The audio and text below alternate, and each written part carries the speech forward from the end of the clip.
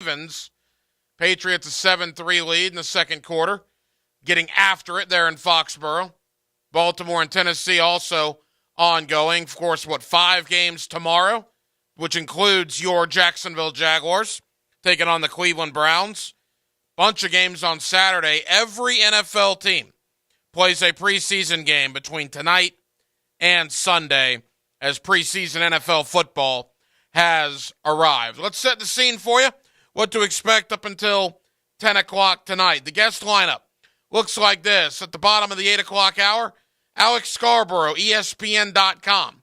He wrote a very, very long but very, very interesting piece earlier this week on Billy Napier and the Florida Gators and what it's going to take, what Billy's trying to do to rebuild Florida football.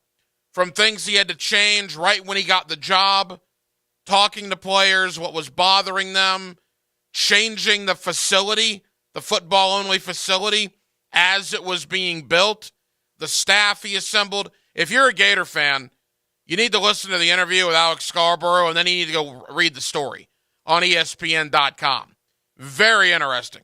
And Alex is going to join me at the bottom of the 8 o'clock hour. That story is on the college football homepage there at ESPN.com. Sean McIntyre, the head football coach at Creekside High School, had a chance to catch up with him during high school media day last week. Of course, we are 2 weeks from tomorrow till opening week of Friday Night Lights all over Northeast Florida. We're giving you a little taste of some high school football here on Hacker After Dark to lead you in to the 2022 season. So Creekside High School head coach Sean McIntyre coming up at the bottom of the, the very bottom, probably about 8:50, 8:55 is when Sean McIntyre will join us. In the 9 o'clock hour, Ryan Fowler, the Draft Network. I want to talk to Ryan Fowler about a couple of things. I want to talk to him about Anthony Richardson, and I want to talk to him about Tyler Van Dyke, but I also want to focus on the Jaguars. What did he see from Trayvon Walker, a guy he scouted for over a year? Chad Muma, Snoop Connor, Travis Etienne. I had Ryan Fowler on this offseason. He wrote a huge, long article about Travis Etienne and how he's going to have a major impact on the Jaguars here in 2022. He's right to this point. Etienne, arguably, has been the best player at camp. So we'll talk to Ryan Fowler about all that. And then finally, at the bottom of the 9 o'clock hour, we'll get the Cleveland side of tomorrow night's game. Scott Petrak, BrownZone.com. He is our guy up in Cleveland. As Dylan Denmark, the Cleveland Browns have boarded an airplane, and they have landed here in Jacksonville, Florida. Yes, sir, for preseason action tomorrow night. Of course, you will get the game right here on 1010XL and 92.5 FM beginning at 7 o'clock. With that, every night here on Hacker After Dark, we kick it off with a big deal of the night. And Denmark, let's do that right now. Time now for the big deal of the night. What's the big deal? What is the big deal? No big deal. It is a big deal. On Hacker After Dark. Now, the big deal of the night is the game tomorrow. Jacksonville at home. First home game since they gave the Indianapolis Colts the beating back on January 9th. So you're talking 7+ months. I know it's preseason, but hey, it's football. And it's an opportunity to go see Trevor Lawrence, who is going to play, according to head coach Doug Peterson. How much he's going to play? Well, I don't think he's going to play very much. So you definitely don't want to be late tomorrow night. I applaud Doug Peterson for playing Trevor Lawrence. I've talked about that all week. I think you got to get Lawrence some reps with these new players. Evan Ingram, Zay Jones, hopefully Christian Kirk can go tonight. We know the players that won't go tomorrow are James Robinson, Jamal Agnew, Laviska Shenault. You would think that number will rise a little bit, but Travis Etienne and Trevor Lawrence are expected to play tomorrow night. You got to hope you go out there and you see execution, right? The Jaguars have been in camp longer than Cleveland. The Jaguars have a game under their belt. Cleveland does not. You would expect that to matter in a preseason matchup tomorrow. So hopefully Jacksonville goes out there and looks like the team that has more practices under their belt. Looks like the team that has played a preseason football game already. And look, you want to see Trevor be good. You want to see him execute. You know, the generational quarterback that we all hope he is going to become, he wasn't that last year. We've talked about it all offseason. And we won't get a definite yay or nay tomorrow night. Again, you know me, I try not to get too high or too low when it comes to preseason football. But you much rather him go 5 of 5 or 6 of 7, and we come back here on Monday and talk about how good and crisp he looked, instead of going 1 for 6 with a pick. That would not be a good scenario. But again, I think it's important to play Trevor. I know many of you disagree with that. We've talked about it Monday night, Tuesday night, last night. I've gotten a lot of texts, a lot of tweets. Why play Trevor? Why risk it? Why risk any injury concern? Well, I mean, look. If he was an established quarterback like Aaron Rodgers, if he was an established quarterback like even a Russell Wilson, you know, a Matt Ryan, somebody along those lines with that type of resume, I'd be much more interested in having a conversation. Do you play him? Do you not play him? The guy's career credentials are 12 touchdowns and 17 picks. He needs to play. He needs to get better. He needs to build timing and chemistry with the new additions on offense. We know Zay Jones will be out there. We know Evan Ingram will be out there. Travis Etienne, they were teammates in college. They haven't played on the same field now in 2 years. We know he'll be out there. Christian Kirk, again, we're not sure. He rolled his ankle during, I believe, Monday's practice. I would not play Kirk if he's not 100%. That guy better be 100% if he's out there tomorrow night. If he's 97.5%, I would not play him. I would wait till Pittsburgh a week from Saturday. But I'm very curious to see what the Jaguar offense looks like tomorrow night. And the offensive line, look, Cam Robinson has looked terrific in practice. How will he look against an opposing defense? Now, I will tell you, in talking to some folks in Cleveland, including my friend Scott Petrak, who we're going to hear from in the 9 o'clock hour, the thought in Cleveland is probably no Myles Garrett tomorrow night, probably no Jadeveon Clowney tomorrow night. Not definite, but that's at least the thought among their media circles, is that some of the more high-profile Cleveland defensive players will not go. Keep in mind, this is their first preseason game. Do you really need to see Myles Garrett get out there for 10 plays? I think you pretty much know what you have in Myles Garrett if you're a Cleveland Brown fan. So that even is a stronger reason why Jacksonville's offense should be able to go out there and execute. Rewind the clock back a year. Rewind it last year. Remember Cleveland came in here in the preseason? The Jaguar starters played against the Cleveland backups.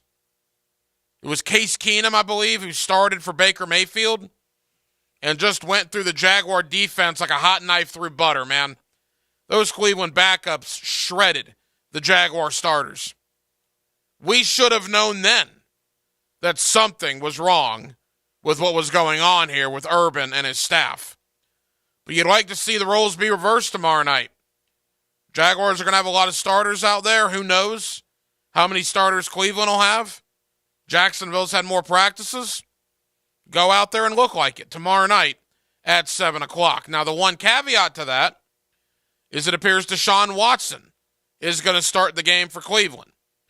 Interesting scenario here, though. He starts the game tomorrow night, assuming the NFL doesn't rule on his suspension. There's a scenario where if the NFL comes down with any sort of ruling tomorrow, Deshaun Watson may not play. But assuming that doesn't happen, and people do not expect that to happen, Deshaun Watson will play tomorrow. How much will he play? Probably about as much as Trevor. I would think you see a series, maybe 2, from Deshaun Watson. The fact of the matter is Cleveland's got to get Jacoby Brissett ready. Jacoby Brissett's going to be their starting quarterback. Deshaun Watson is suspended for right now 6 games. Who knows if that number rises?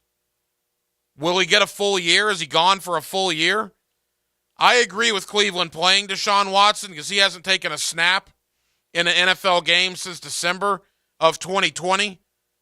And once that suspension starts, assuming it remains 6 games, he won't be able to play till mid-October. So you can't just throw him in after 2 years and say, have at it. You got to get a guy some work. And that's what they're going to do. But no question, they got to get Brissett ready. But I'll tell you a fascinating scenario, and I don't want to let too much out of the bag because I think you'll enjoy the conversation that I'm going to have in the 9 o'clock hour. There is legitimate talk in Cleveland with the roster that they have, which is a pretty good roster, right? And they got good players on that team. There is legitimate talk that if Watson gets suspended for a year, do you call San Francisco about Jimmy Garoppolo? Can you imagine that?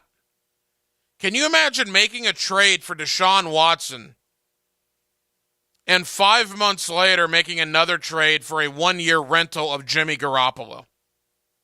Whew, that would be something. But we'll see. Just a rumor right now. Again, a lot of it, or all of it, frankly, depends on what the NFL rules with Deshaun Watson and his suspension. As far as the Jaguar point of view tomorrow night, look, I will say this every time I tell you what I hope for in a preseason game. First and foremost, I don't care if the Jaguars lose 50-0 or if they win 50-0. I would probably prefer the latter, but it doesn't really affect me. No injuries. Good grief. I don't need the anxiety of seeing Tyson Campbell on the field like we saw last week in Canton. Get the starters in there. Get them some solid work. Let them play a series or two if you're Trevor. Maybe if you're the Jaguar defense, you play a quarter, right? And then get them out of there. And then see what you got depth-wise. So first and foremost, no injuries. Second, obviously, it's all about Trevor and Travis for me. If ETN is as good tomorrow night as he's been in practice, that will be a story in NFL circles Saturday morning because he's been very good at practice. But once you get past Trevor and Travis, I want to see Walker, Little, Jawan Taylor, if both guys suit up tomorrow night. Who looked better at right tackle? Little has gotten a lot of work while Taylor's been battling a hamstring injury. Taylor's now working his way back in. What's going to happen? I want to see Cam Robinson on the left side. Luke Fortner at center. That offensive line, look, you can spend $1 billion on wide receivers and tight ends and first-round picks galore on quarterbacks and running backs like the Jaguars have. If you don't have a front five to block for them, does it really matter? So I want to see if that offensive line is as good as I believe they can be with the addition of Brandon Scherf, with Cam Robinson. We'll see how the left guard works itself out. Tyler Shatley, Ben Barch, and then certainly right tackle with Walker Little and Jawan Taylor. And then as far as the defense goes, I want to see some of the new guys. I hope Aluakin plays tomorrow night. Fadakasi's had a calf, but I hope he gets out there. I would doubt we see Darius Williams. He still had the non-contact jersey on early this week. But I want to see some of these newcomers. Trayvon Walker, can you do tomorrow night what you did in Canton?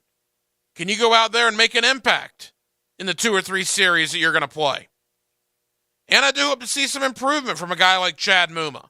That's one of the things I like during the preseason. You throw a rookie out there, he struggles, and let's face it, Muma did struggle a little bit last week. He wasn't the only one, but he was a 3rd-round pick, so I'm going to mention him. Comes with the territory. I want to see how much better he's gotten in the film room, on the practice field, from week 1 to week 2 of the preseason.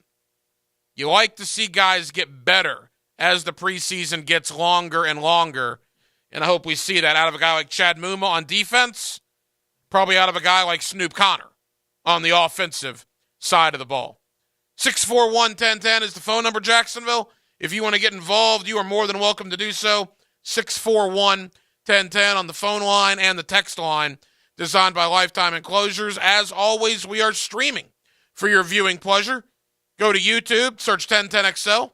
You'll see Hacker After Dark there until 10 o'clock tonight. Be sure and like and subscribe while you're there at YouTube. You can also go to our personal Twitter, or the station's Twitter, at 1010XL. Just go to at 1010XL, Hacker After Dark. We'll be there for you to watch up until 10 o'clock this evening. More into the National Football League. Want to get into some college football as well. Again, Andy Scarborough, ESPN.com. He had a lengthy story earlier this week on ESPN.com about Billy Napier and his staff and what they're doing to rebuild and make the Florida football program a proud program once again. We'll talk with him at the bottom of the hour.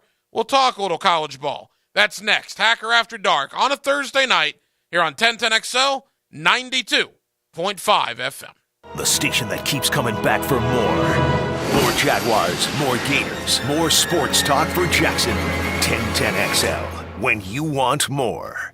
Here's Linda Beaver. Hey, school's in session, and here's today's lesson. We have hundreds of certified vehicles to choose from, starting as low as $89.99, and they come with a 7-year, 100,000-mile peace of mind warranty. That means it'll still be under warranty when you can drive. Plus, every purchase allows us to fund teachers' projects for the entire school year. Your next assignment, get to Beaver Toyota in St. Augustine or Beaver Chevrolet in Jacksonville. Your deadline is August 31st. We're here to wow you and our teachers. Here's your 1010XL First Coast Community Calendar. To register for Police Athletic League flag football, cheerleading, and boxing, go to jaxpalsports.org. The National Virtual Career Fair for military spouses, dependents, and veterans is Tuesday, August 16th. Go to recruitmilitarycareerco.com. The Hometown for Heroes Home Buyers Program helps you get your down payment and closing costs paid. Call to learn more. 574-7180. Play poker and help families in the Hold'em for Life Texas Hold'em Poker Tournament. Saturday, September 17th at Blessed Trinity Parish Hall. Call 847-778-8824. City Rescue Mission provides life-changing support for the homeless. Find ways to get involved at crmjax.org. If you're involved in a community event and you'd like us to help spread the word, find out how at 1010XL.com. With your home value up again, you are sitting on a pile of money. Don't just let it sit there. Use it. Hey, it's Prosser here for my friends at Loan Pronto. Introducing Loan Pronto's Equity Line of Credit program. You don't have to refinance, but you can access up to 97% of your home's value. Get cash now to pay off all your credit cards or do that home improvement project. Get your down payment for a new home or stash away for a safety net. You can get $50,000, even $100,000 or more out of your home, and the payments are crazy low. Think what you can do with $100,000 right now. Loan Pronto makes unlocking your equity easy, and they can probably even waive the appraisal fee. Don't let all the home equity pile up. Turn your house into an ATM machine and get the cash you need. Call Loan Pronto now, 904-999-1508. That's 904-999-1508. You can also reach Loan Pronto at loanpronto.com. Equal housing lender, NMLS 1661781, subject to lender approval. Fact, we all want to feel better, especially when our back hurts. You got that pain going down your leg. My friend Dr. Alan Nathans at Nathan's Family Chiropractic has a no-needle regenerative clinic and is part of the 100-Year Lifestyle Network that helps people diagnosed with bulging, herniated, degenerated disc, sciatica, and stenosis. Dr. Nathans uses that decompression table to gently unbulge, unherniate discs that are causing back pain. Don't do another cortisone injection. Dancing at 50, golf at 60, river run at 70. Yes, yes, yes. Check out Dr. Alan Nathans and the 100-Year Lifestyle at drnathans.com. Concrete floors don't have to be ugly and hard to clean. Whether it's a garage with cracks, tire marks, and failed epoxy, or any concrete surface that isn't beautiful and maintenance-free, Shark Coatings will transform it. Our coating and warranty are stronger, more durable, and longer-lasting than any other on the market. And because Shark Coatings is 100% UV stable for life, it's perfect for any concrete surface outside as well. Shark Coatings will let you reclaim those wasted hours spent pressure washing your driveway, patios, and walkways. Hit us up on social media or call 904-519-5055 to set up your free estimate today. We've all seen great overtime games and thrilling finishes, but when it comes to having a big time, knowing when to say when is key. Budweiser reminds you to win the day and night by designating a driver. That's a victory every time. Answer this question for a chance to win a pair of tickets to the Coke Zero Sugar 400 August 27th at Daytona. Which manufacturer has the most wins in the Coke Zero Sugar 400? Text the answer to 641-1010 for your chance to win.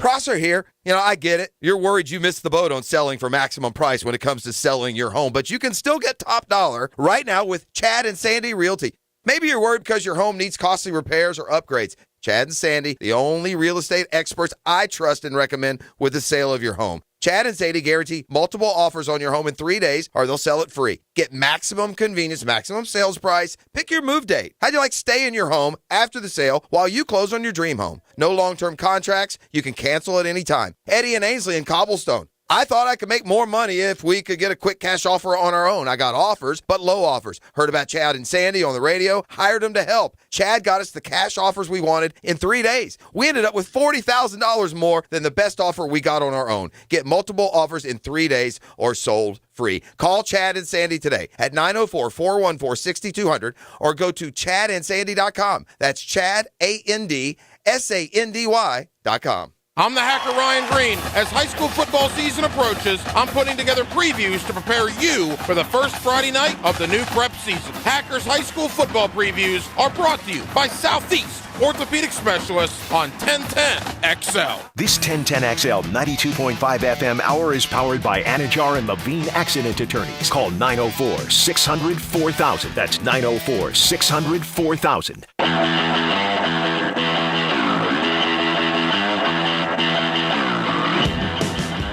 Hacker After Dark on 1010XL. Thursday night, Hacker After Dark. Glad you're with us, 1010XL 92.5 FM. No Hacker After Dark tomorrow. Of course, the Jaguars and the Browns will be on tomorrow night. Frank Frangie, Jeff Lageman, Pro Football Hall of Famer Tony Baselli on the call here for the Jaguar broadcast on the home of the Jacksonville Jaguars. Again, kickoff tomorrow night, 7 o'clock. I believe the pregame will begin around 4 o'clock. No fifth quarter tomorrow night. The masses are asking me, Denmark, all right? We have just a rabid fan base for the fifth quarter. We will begin during the regular season. Leon Searcy and I are getting everything in order. We're crossing our T's. We're dotting our lowercase J's, and we're going to get ready for the fifth quarter. That'll be week number 1. So the first fifth quarter will be September 11th following the game against the Washington Commanders. So real quick, so if I have to rant and I can't call in, I mean, what do I do?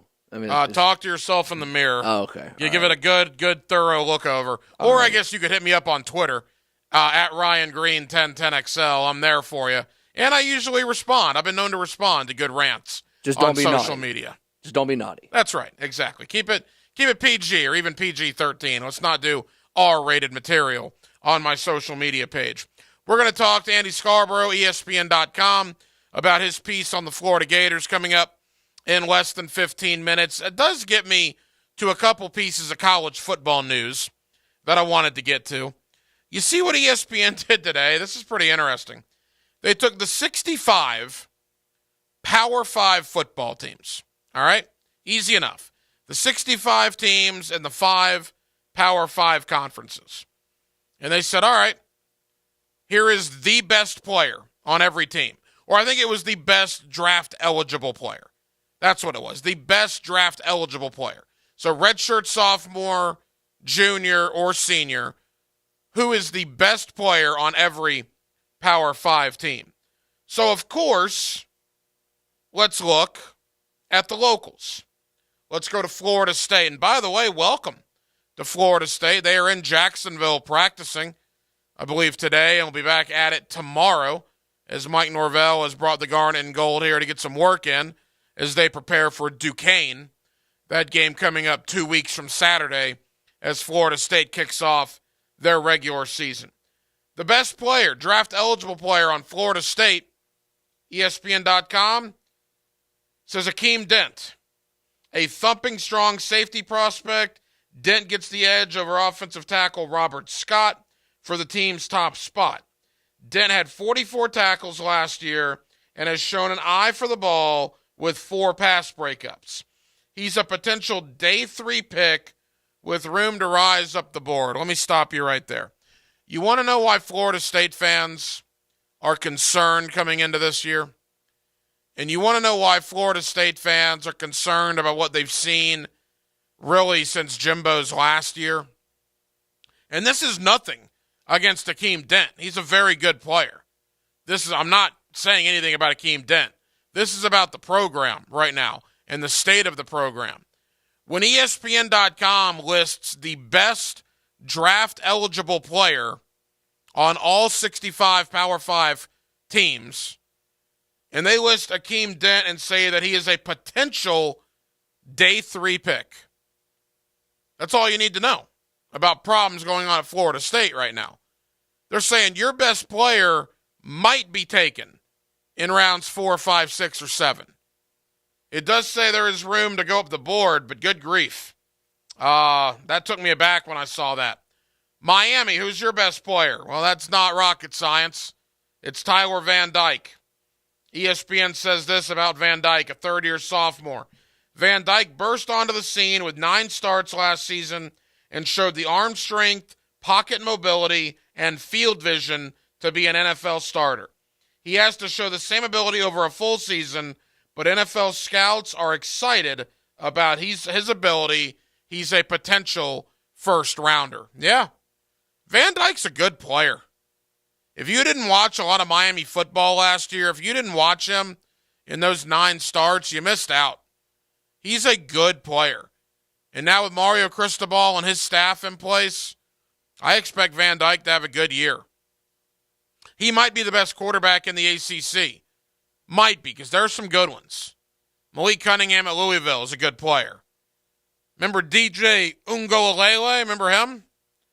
Might have been overrated, but he's still at Clemson. Devin Leary at NC State. NC State thinks they have the best team they've had in decades. Hated to see Sam Hartman get hurt at Wake Forest. He's apparently out indefinitely. We don't have definitive word on what the injury is, but hopefully he gets back sooner rather than later. But they got some good quarterbacks, man, in the Atlantic Coast Conference this year, and Tyler Van Dyke is certainly among them. All right, let's get to the SEC. We've done Miami. We've done Florida State. Georgia, take your pick. They go with Jalen Carter. Some people will tell you Jalen Carter was better than some of the guys drafted in April. Some people will tell you Jalen Carter had a better year than Devontae Wyatt last year.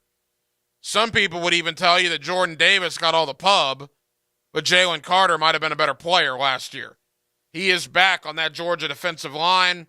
He is a projected top 5 pick in the 2023 draft.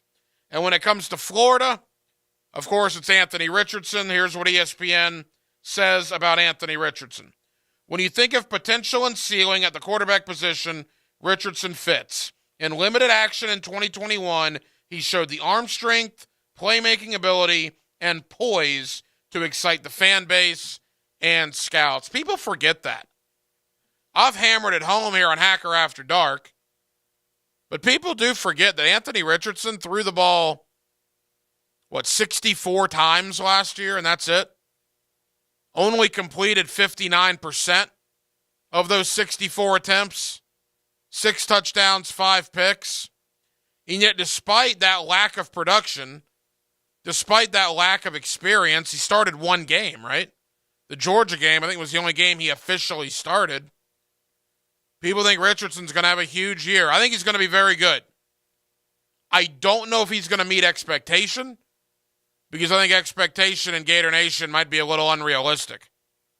But I do think Anthony Richardson's going to have a good year. By the way, Denmark, you're a Gator alum. Did you see this? Florida has sold, I guess, more season tickets quicker in 2022 than they have in the last 5 years. I did see that. People are fired up in Gainesville. And look, the home schedule's good. I mean, when you have Utah and Kentucky and LSU and even South Carolina coming in, it is a good home schedule. But Denmark, you're a man of the people in Gainesville. They appear to be fired up down there. Yeah, I mean, I'm one of the people, I've never actually had season tickets, and I'm taking advantage of the recent grad, so I'm getting it for a little bit of a discount. And, it's kind of hard to beat. The first 3 out of 4 games are kind of a telltale sign of how the season's going to go. So, I kind of just took and ran with it. So, I'm excited to see what's going to happen. Like you said, 6 of the first 7, and you only have 1 home game in November. But I think it's going to be really good. It's a good home schedule. It's a revenge tour for Florida. Keep in mind, almost every team that comes into the Swamp this year beat you last year. Almost every one of them.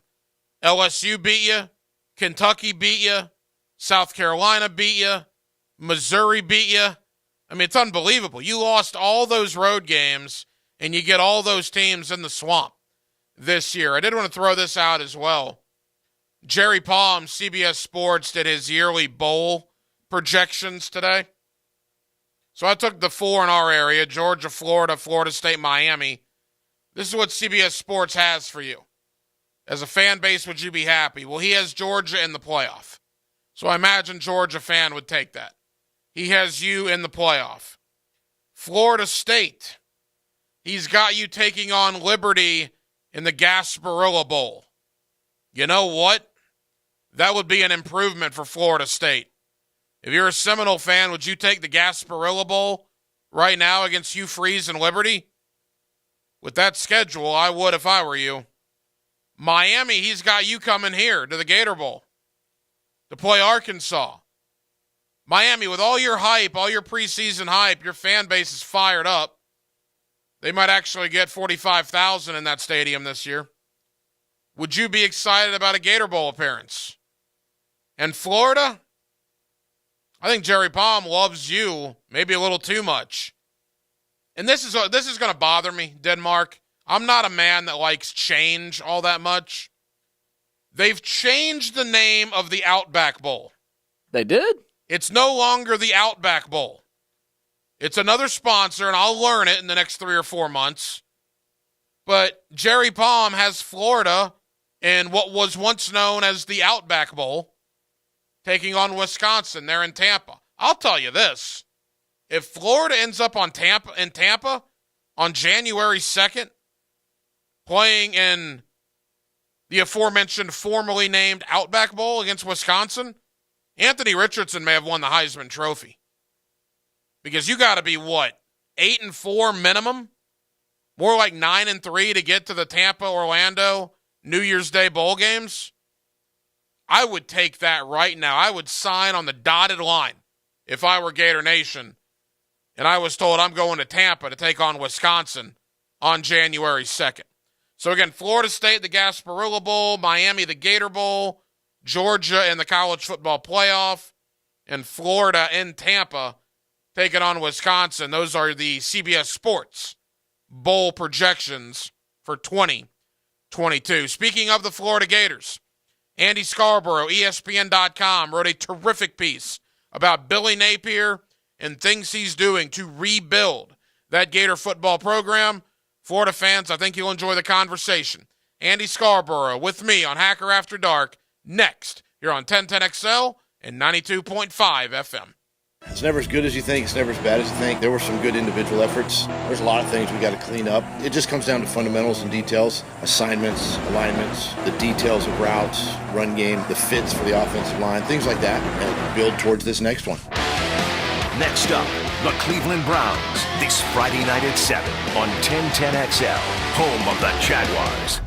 If you've been thinking about a new Toyota, then stop thinking and start buying during the national sales event going on now at Arlington Toyota. And check this out. Arlington's got 500 new Toyotas available, and that makes now the perfect time to slip into a new ride. Plus, you get 30 days to love your new purchase or exchange it, and a lifetime warranty with your new Toyota purchase. So stop thinking and start buying. Better yet, start your engines. It's the national sales event at Arlington Toyota. Shop in person, 10939 Atlantic Boulevard, and online at arlingtontoyota.com today. What QC Kinetics is doing for people right now is nothing short of amazing. Hey, it's Leon Searcy here. If you got joint pain, any pain, you need to call QC Kinetics. They are the nation's leader in regenerative medicine, giving lasting relief with no surgery, no drugs, no downtime. QC Kinetics is in Mandarin and now in Ponte Vedra as well. They're growing because demand for these treatments is off the charts. Martin Advances in Regenerative Medicine allows these medical professionals to take the remarkable healing properties from your own body, concentrate them with maximum power, and put them directly into your aching joints so your damaged tissues can be repaired and restored naturally. So many people in Jacksonville are living their best life again, pain-free, thanks to QC Kinetics. If you have pain in your knees, hip, back, shoulders, don't let them keep you on steroids, and don't believe surgery is your only option. Call QC Kinetics now. It's a totally free consultation in 2 convenient locations, Mandarin and Ponte Vedra. Call 904-274-5522, 904-274-5522.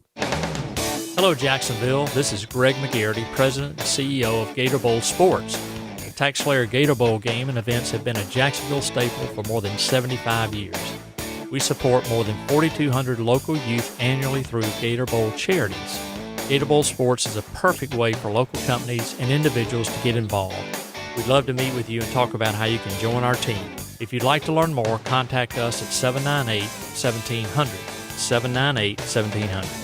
Find your why in your next career move at the First Coast YMCA. Everyone can get involved and make a difference in your community at the Y. And if you'd like to turn your passion into a fulfilling career, the Y is an equal opportunity employer and is now hiring youth program leaders, lifeguards, swim instructors, and more. Plus, Y staff enjoy benefits including free YMCA membership and free childcare while you work. Find your passion, find your why in a career at fcymca.org. And now that the kids are back at school, you can see the beating your house is taking. Carpets, tile, grout, and even the sofa needs some cleaning. If your home needs some cleaning, give Zero Res a call.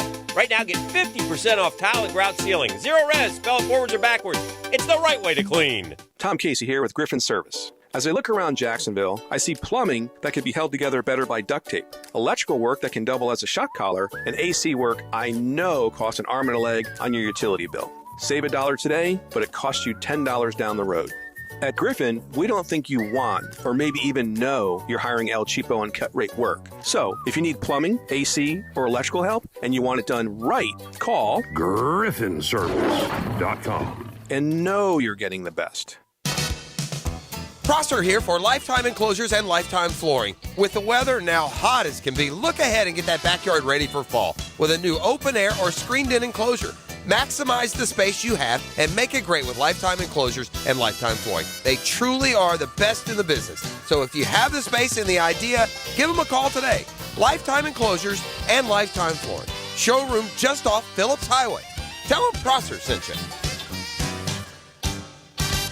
We want people to feel that when they call Harrell & Harrell, they're calling Harrell & Harrell. They're not calling a satellite office or call center or getting an automated phone system. We are with our clients, fighting for our clients, handling the process ourselves and not asking others to do that for us. I mean, we feel like we made the right decision to be the size that we are, large enough to take on anyone, but small enough to care and really know our clients. Offices, Jacksonville. Buy a dozen, get a dozen free. That's the special Kuhn Flowers is now offering as they celebrate their 75th anniversary. For a limited time only, get a dozen assorted roses, just $74.95. And get another dozen absolutely free. Call now, Kuhn Flowers. There's still time to purchase your tickets for the Summer Nights presented by 1-2-1 Financial. Enjoy an evening affair benefiting Boys and Girls Club of Northeast Florida as you enjoy delicious foods from local restaurants like Orsay, craft cocktails, fine wine, and craft beer while dancing to live music from the Bold City Classics. Summer Nights will be held Saturday, August 27th at the Glass Factory. Purchase your tickets at tinyurl.com/1010 Summer Nights. This Date in Sports History is brought to you by Southeast Orthopedic Specialists. On August 11th, 1919, Green Bay Packers Football Club were founded by George Calhoun and Curly Lambeau. They are named after their sponsor, Indian Packing Company. This 1010XL 92.5 FM hour is powered by Anajar and Levine Accident Attorneys. Call 904-600-4000. That's 904-600-4000. This is Hacker After Dark on 1010XL. Now, another interview on the Farah and Farah phone line, brought to you by the accident attorneys at Farah and Farah. Back here on 1010XL and 92.5 FM in the city of Jacksonville. It is a Thursday evening, and we are glad you are with us. The Florida Gators, 3 weeks from Saturday, begin their season taking on Utah on Labor Day weekend. What a game that'll be to kick off the Billy Napier tenure. ESPN.com did a really good piece earlier this week about trying to reestablish the University of Florida as a football power in the Southeastern Conference. Alex Scarborough of ESPN.com wrote that piece, and he joins us here on 1010XL. Alex, thank you for the time, man. How are you? I'm doing well. I appreciate you having me on. Alex, appreciate you joining us, man. Now, let me just say, for Gator fans that have not read this, it's on ESPN.com, the college football page, and I was surprised. I was talking to you off air. I mean, there are really good stories, and then there are in-depth stories, great analysis. That's what you gave to this story. It was long, but as I was reading it, I learned a lot of things that I didn't know. So first off, kudos to you on a terrific story. Well, I appreciate that, and I got to give Billy and his staff a little bit of a nod for being as welcoming as they were when I came out to Gainesville in April. Got to spend a couple of days with them and talk to a bunch of people. And then, as I told you, having a little bit of a working knowledge of Billy and the way he operates, having seen him at Louisiana about a year earlier, it kind of all came together. I appreciate the kind words, though. Now, like you said, Alex, you knew Billy Napier before he took the Gator job during his time at Louisiana. When he was hired by Florida in December, let's start there. What were your initial thoughts of the hire, Billy Napier, to the Gators? It made perfect sense. I mean, Billy had been a guy for not just the year prior to that, but for 2 and really 3 years that everybody had their eye on. And he was really, in a way, kind of like a unicorn in the coaching world because he hadn't jumped at another job. He'd been rumored to be in the running for, name it, Auburn, Mississippi State. I mean, there were talk about maybe Virginia Tech. There were all these jobs that Billy was associated with, and every single time he turned it down. And you look at the product on the field, I think they won 40 games in 4 seasons. And then you looked at the way he operated a program, and you saw in Lafayette a mini version of what you're seeing now at Florida, which he called back then Bama on a budget. It was the same number of support staffers, all these off-the-field roles to help support the program, support players, support recruiting, support development, this big picture way of thinking. He was doing at a group of 5 level on a group of 5 budget and getting it done in a meaningful way. And the more people were acquainted with him, the more obvious it became that he was going to get a job. And I remember talking to Scott Strickland about it. And there's a reason he moved as quickly on Billy as he did, because he'd seen what was happening, had good reviews from Alabama, from Louisiana, from Colorado State, from Clemson. And everything lined up for this to be the job. I think the only question I had in December was it going to be Florida or was it going to be LSU? It ended up being Florida. Alex Scarborough, ESPN.com, wrote the piece on the University of Florida football program earlier this week. You can check it out there at ESPN.com. Alex, let's dive in to your story. Again, it was very good. You mentioned the support staff. One of the things I took away from the story is just how much support staff, how many people were hired on by Billy Napier. At one point in your story, you mentioned there's part of, I guess, the recruiting staff, guys in that regard. It doubles, say, what they're doing at Florida State in Tallahassee. But like you said, he learned from Nick Saban, learned from Dabo Swinney, and now he's instituting that at the University of Florida.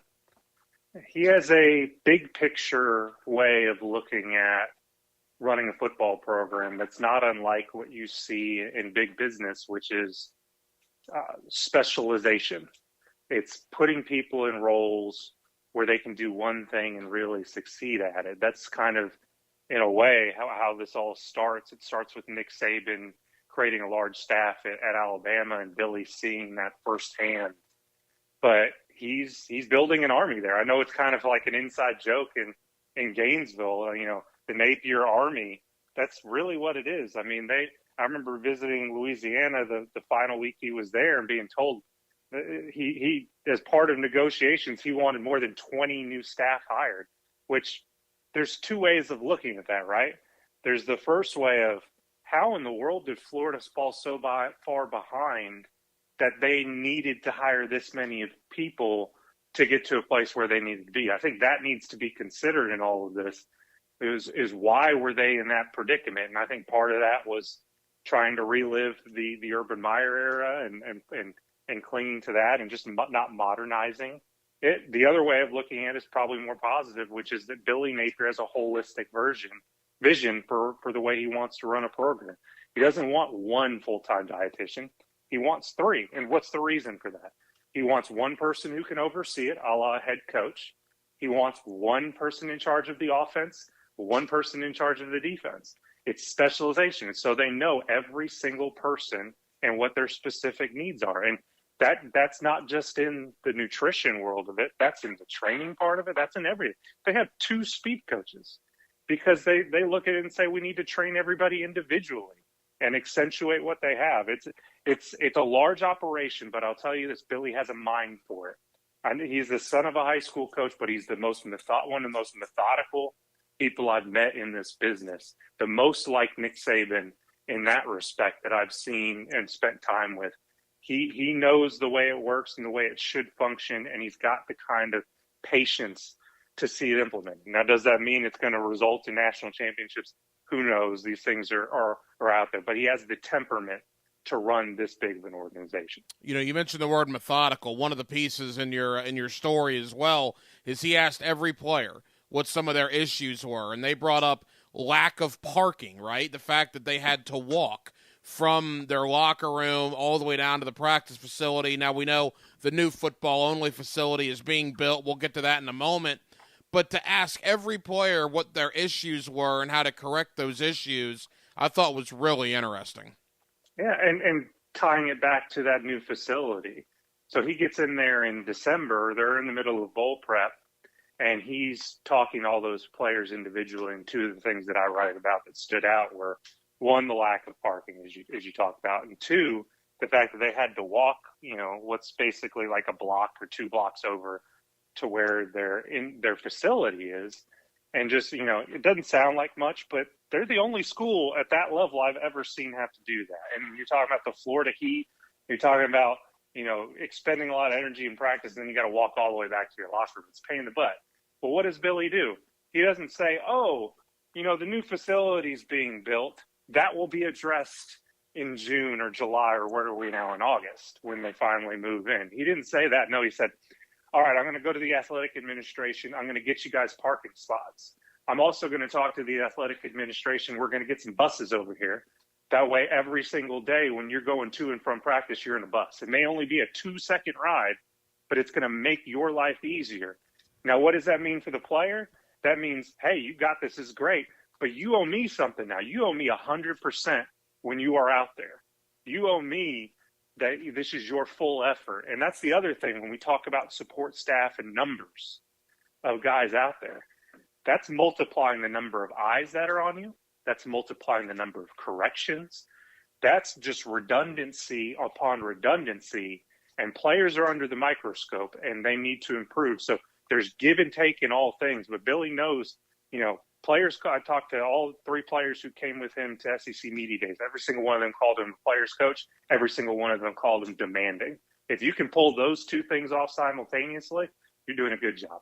A couple more for Alex Scarborough, ESPN.com. He had the story about Billy Napier trying to rebuild the football program at the University of Florida. Another part of your story that I thought was really interesting is when Napier and his staff arrived there, the football facility was being built. So they are in the offices at Ben Hill Griffin Stadium. And just how, quite frankly, lackluster they were, the coaching offices, compared to the rivals around the Southeastern Conference. You even mentioned that I think one of the coaches had said it seems like we're in the early 2000s, which, again, begs the question, before this football-only facility was built, how did a place like the University of Florida Alex, fall so far behind? I think that's part of it. I think it's complacency, and it's not getting things done in the time you need to get them done in the era of college football. And you can talk about waste and you can talk about overspending, and I understand all those points of view. But in order to keep up with the top programs in college football, you got to move quickly. I know when Alabama builds facilities, it's almost like the shovels in the ground before there's formal approval from the Board of Trustees. That's how quickly, when Nick Saban says, I need something done, that's how quickly they act. And the fact that Florida had sat on its hands, quite frankly, for a long time. I know this facility's been a long time coming, and it's going to be really nice. It is really nice. The fact that we're in 2022 and they're one of the last programs in the SEC to do this. Mississippi State has one of the top facilities in the country and has had one for, I want to say, a decade. How does that happen? And you can point to previous administrators, previous coaching staffs. What's done is done, but it's still remarkable that a program could, A, not have these facilities already in place at a place like Florida, and B, I'll go back to my earlier point. Say what you want about Billy adding all these people. The fact that he could add 20 people to his staff in the blink of an eye says, why was that not there before? I think they're catching up to the way football is being played and trying to, in some ways, set the trend in the way that football is being played. But I still get a kick out of it sitting in Billy's old office now, asking about expectations, and you look over his shoulder and there's trophies, but then you have to remind yourself, those are BCS trophies. That's a whole other playoff system ago. Yeah, no question about that. And one final thought on the facility. They were building those facilities with what Dan Mullen and his staff, the ideas they had. And you mentioned in your story how Billy Napier and his staff have now come in there and trying to change things at the 11th hour, maybe trying to do things a little different, spend a little more money to get what they want as opposed to what Mullen and his guys wanted. Yeah, they went in there and they wanted to create specific things to improve the player and the recruiting experience. I know they did some work in the weight room, adding a dedicated warm-up area. I know they did a lot in terms of their recruiting operations, having, with the number of staff you have, you got to add offices, right? They did that. They added photo bays in there for when recruits come and they want to do photo shoots. And one of the things, I know I led with it in the story, so you read it right away, but I just laughed as the Napier's director of football ops, Josh Thompson, who's a really bright guy, is talking to me about how he was in there getting a tour of the facility. And there's this empty space. I think it was like 3,500 square feet. I can't remember exactly what it was. Big size space. He said, "What's this for?" And I go, "Oh, it's unplanned space, future expansion." He goes, No. The future's right now. As the architect told me, so that got eaten up in a second. That's how much they needed to grow. And the overall picture of the place is going to be largely similar, but they put their imprint on it, which is what they want to do with this program from day one. They want to build something for the future. Alex, leave us with this. Again, Alex Scarborough, ESPN.com. Billy Napier, year number one. It's a tough opening slate. Like we said, Utah, then Kentucky, and Tennessee, all in September. That is a tough putt out of the gate. Everybody I've talked to says basically the same thing. Starting 22, Florida can compete with a lot of teams. The depth is going to be the issue. Obviously, Billy is inheriting kind of what Dan Mullen left him. It's not really his team yet. What's your expectation for Florida here in 2022 with, of course, a great quarterback in Anthony Richardson?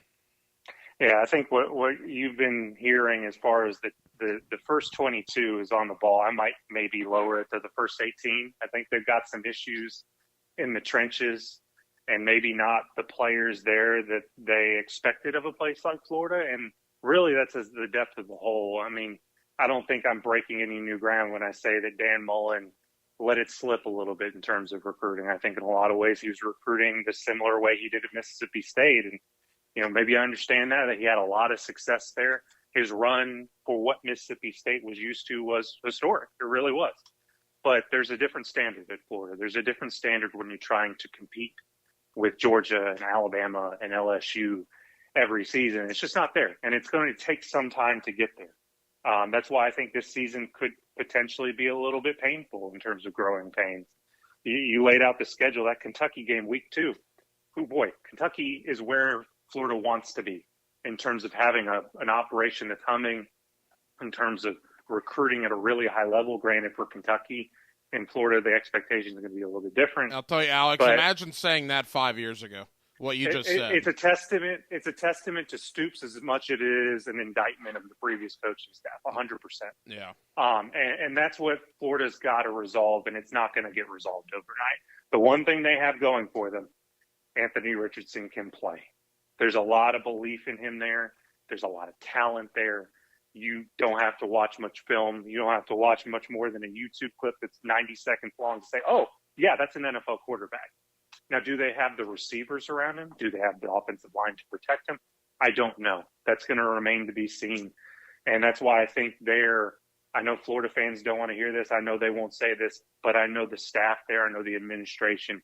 I think they're all in a mode of patience. And maybe this season will be fine. Maybe it won't, but this is a long-term plan. And buckle up. It might be a little bit rocky in the beginning. It might not, but they're building something that's big, and anything that's big and worthwhile takes a little bit of time to get there. Alex Scarborough, ESPN.com, wrote a terrific piece on Billy Napier rebuilding in the University of Florida. You can check that out on the college football page there at ESPN.com. Alex, enjoyed the conversation, my friend. Thank you. Let's do it again, maybe midway through the year. We'll see how Billy Napier and the Gators are doing at that point. Sounds good. I appreciate it. It's coming, it's coming, it's coming, it's finally here. Are you ready for it? Yeah, we ready for it. Are you ready for it? Yeah, we ready for it. Then get ready for it. 1010XL.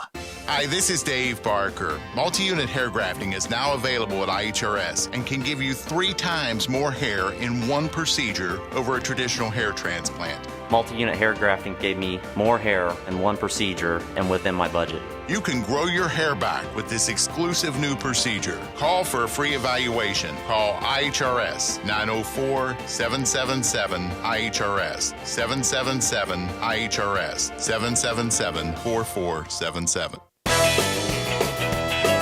Congratulations to Exit Real Estate Gallery and their continued support of the Jacksonville Jaguars. As a proud partner since 2016, Exit's unwavering commitment to the Jaguars illustrates their commitment to the North Florida community. A trusted local leader in real estate, Exit's footprint spans throughout the region with 7 offices and over 400 realtors to help you with your real estate needs. So whether you're looking to sell, buy, or rent local real estate, an Exit agent is always available to assist. Waste Management is paying a $5,000 bonus to CDL drivers and heavy truck mechanics for jobs in Jacksonville, Green Cove Springs, Callahan, and St. Augustine. Apply online at WM.com/careers. Equal Opportunity Employer. Men, if you're struggling with erectile dysfunction or PE and frustrated taking pills that don't work, Prime Men's Medical Center offers breakthrough medical treatments that effectively treat your problem. 98% of patients experience immediate results during their first office visit. And for a limited time, your initial consultation and first treatment are completely free. Listen to a specialist in men's health. I'm Dr. Rubinsky. The physicians at Prime Men's Medical Center offer the most advanced treatments that eliminate ED and PE.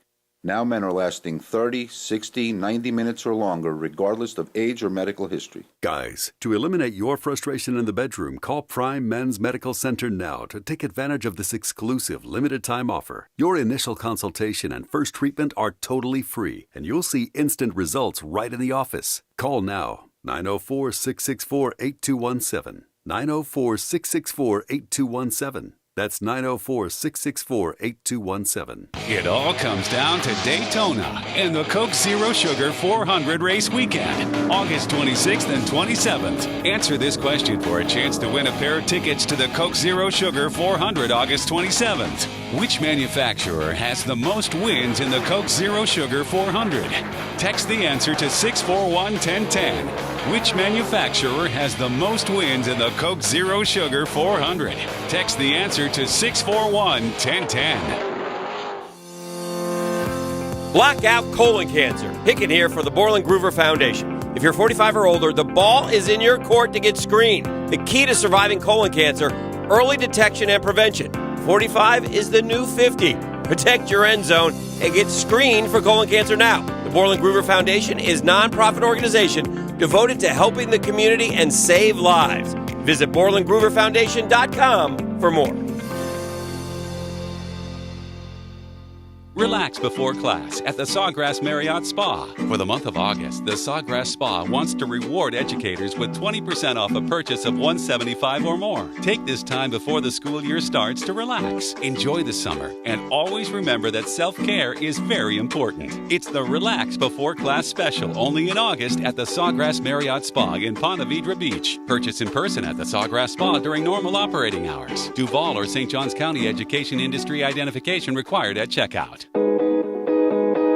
This is Hayes Carlyon for Kingfish Pest Control, a local family-owned business that specializes in pest, termites, mosquito, and rodent prevention. I tell you what, when I got my new home, I had to put on my reporter's hat, find out who really is the best, and it turns out there's no competition. Kingfish provides exceptional service and treats me like a valued customer, not just an account. That's why I wholeheartedly recommend Kingfish Pest Control, proud partner of the Jacksonville Jaguars.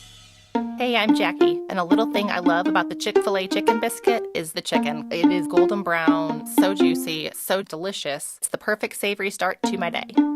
Hey, I'm Matt, and a little thing I love about the Chick-fil-A chicken biscuit is the freshly baked, flaky, buttery biscuit. When I take a bite, it's kind of like, crispy, soft, crispy. Crispy outside, soft interior, crispy chicken. There's really nothing like it. Start your day with the Chick-fil-A chicken biscuit, available on the Chick-fil-A app. Real Chick-fil-A guests paid for their testimonials.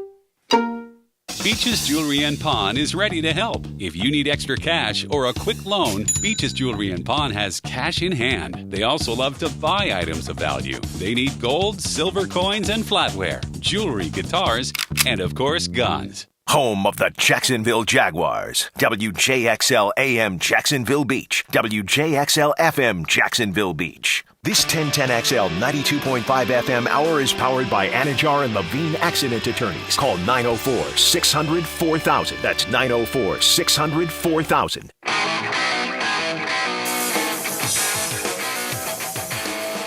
Hacker After Dark on 1010XL. Halftime on Hacker After Dark, 1 hour down, 1 hour to go. We're with you till 10 o'clock tonight, Jacksonville. We're glad you are with us. Coming up in about 20 minutes or so, Ryan Fowler, the Draft Network. I want to talk to Ryan about the Jaguar young players, the rookies from last year, now in their second year, the rookies from this class, including Trayvon Walker. Ryan was a guy that was very high on Trayvon Walker. I would imagine that performance in Canton last week did nothing to dispute that. So we'll talk to Ryan Fowler of the Draft Network coming up in about 20 minutes. Also at the bottom of the 9 o'clock hour, about 9:35, we'll head to Cleveland. Scott Petrak, BrownZone.com. We'll get the Cleveland point of view, the Cleveland perspective about the game tomorrow night here in Jacksonville between the Browns and the Jacksonville Jaguars. But right now we are 2 weeks away, 2 weeks from tomorrow, for the first week of high school football, regular season here in Northeast Florida. Last week I had the opportunity to catch up with a lot of coaches and players in our area that will have a big role in the 2022 high school football season. Let's go to St. Johns County. Sean McIntyre, the head coach at Creekside. It wasn't that long ago that Creekside had lost 21 games in a row. That is no longer the case. He has done a terrific job with that program. And now to get you ready for Friday Night Lights this year, here's my conversation with Creekside High School head football coach Sean McIntyre. Baker Sports 2022 High School Football Media Day, TIAA Bank Field, St. Johns County. In the house, Sean McIntyre of Creekside, always kind enough to join us here on 1010XL. Coach, how we doing? Doing great. Summer is officially over. Practice starts today. Excited for it. Grass always smells better. The wind's always blowing a little better. It feels good outside, so we're ready to go. I was talking to Montemayor at Atlantic Coast. I'm going to ask you the same question I asked him. You're not the new guy anymore. You're an established guy. Not only are you an established guy, you guys have won some football games at Creekside. From when you took over the program to where you are now, what year is this for you? Year 6. Wow. I mean, are you where you wanted to be after 5 years in? I don't think you can ever be comfortable where you are. You always have to look forward. We've always had some success in the past, but this year's team hasn't won a game. And we haven't impacted these kids like we've impacted the kids in the past. We've got to do that as coaches every single day, whether it's spiritually, emotionally, socially, obviously athletically. We're trying to impact them as well. And so you always want to just put your best foot forward every day. What you've done in the past is why the rearview mirror is so small and the windshield's so big. You better keep looking forward. I feel good about where we are. We have a great foundation. I have a great staff, and we feel good about those things without a doubt. But you better not look in the mirror too long, or you'll be hurting. And what's in front of you is going to come really quick. I've gotten some mixed reviews from your colleagues in St. Johns County. I'm curious your thoughts. Metro, suburban. You can no longer play district games against Duval County. St. Johns County is a suburban county. What was your reaction to that? I'm a part of the football advisory committee, and having reached out to all my colleagues around the state, it was very apparent what the state majority of the people that I represent wanted to do. And the main reason for the entire endeavor to this is competitive balance, competitive equity. If you look back at the playoff scores from a year ago, you're going to see a ton of running clocks. And our plan and our hope was that this system would eliminate running clocks in the playoffs and make things far more competitive. For it to be a true state champion. And so I'm obviously a proponent of it, but if it's not the plan and the things don't work out the way we intended, I understand that. You don't understand the consequences of everything when you make that action moves this big.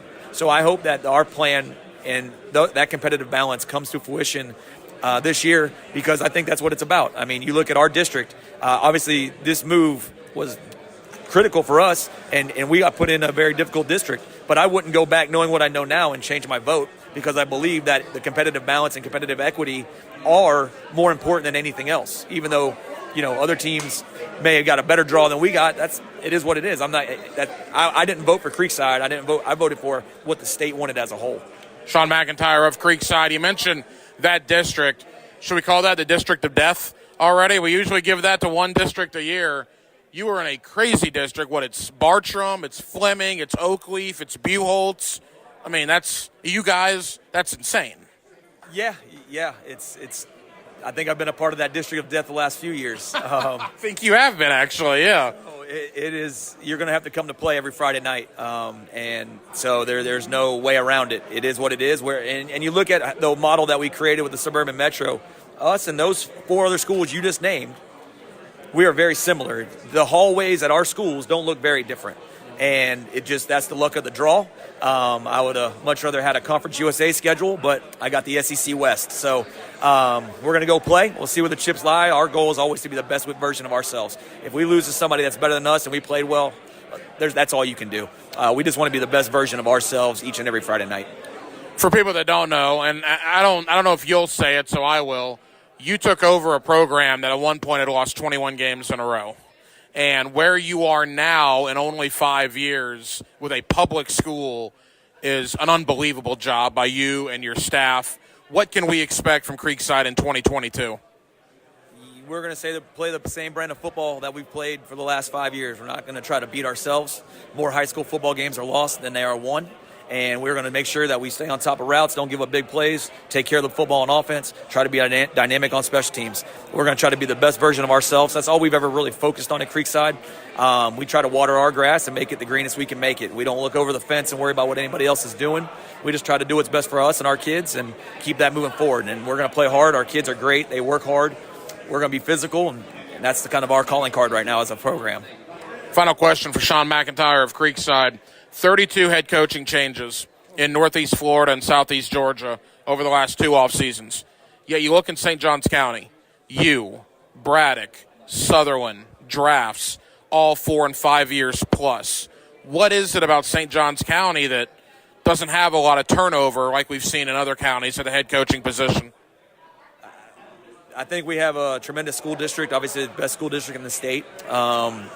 I think our school district tries to stay ahead of certain things. Like this past year, we got a pay raise because they realized that in over 30 years, the supplements hadn't been raised, but the job requirements had been. And that's not just for football, that's for volleyball, track and field, every sport. And so we try to stay ahead of things. I think there's a lot of open dialogue in our county about things. And I think the people, the stakeholders, in our county, the people who can make decisions, are willing to listen because they've walked that shoes. Tim Forson, our superintendent, is an unbelievable man, and he was a coach at St. Augustine High School. So he's walked those shoes, he's been in those hallways, and that doesn't go past. He doesn't look beyond that at times. So obviously, whenever you play a St. Johns County school, you're going to have to strap it up, because if you're not prepared, you're going to be embarrassed. And so we try to make sure that we're ready to go every Friday night, especially if it's an in-county opponent. Sean McIntyre of Creekside, you're one of our favorites under the Friday Night Lights. I have no doubt we'll be talking to you a lot this year. Thank you, Coach. Thank you, Hacker. Welcome back to football season 2022. Let's go. There you go, Sean McIntyre of Creekside. And again, our first Friday Night Lights postgame show, year 16 of that program, will take place 2 weeks from tomorrow night. Coming up next, back into the world of the National Football League. At the bottom of the hour, we'll head to Cleveland. Scott Petrak, brownzone.com, to get the Cleveland side of tomorrow night's game. First, Ryan Fowler, my buddy who writes for the Draft Network. He had a really interesting article about Travis Etienne back in May about how he might be the breakout candidate in the National Football League this year. I don't know about that, but he's looked pretty good so far in camp. We're going to see him play tomorrow night. We'll talk to Ryan Fowler about that and about more Jaguar guys we'll see tomorrow. That's next. Hacker After Dark on a Thursday here on 1010XL 92.5 FM. Satisfy your need for speed this Sunday at Richmond. Yes, let's get this party started. Woohoo! Brought to you by the Plumbers and Pipefitters Local Union 234. Wow, look at that. From Jacksonville's NASCAR station, 1010XL. Hey Jacksonville, I'm sure by now you've seen our bright green GFL trucks and containers throughout the greater Jacksonville area. We are an industry leader in solid waste and would love the opportunity to earn your business. We are committed to customer service, reliability, and have unwavering focus on safety. Whether commercial or construction, let us haul your waste away. Call 904-760-5880 to get a quote today. GFL, green for life.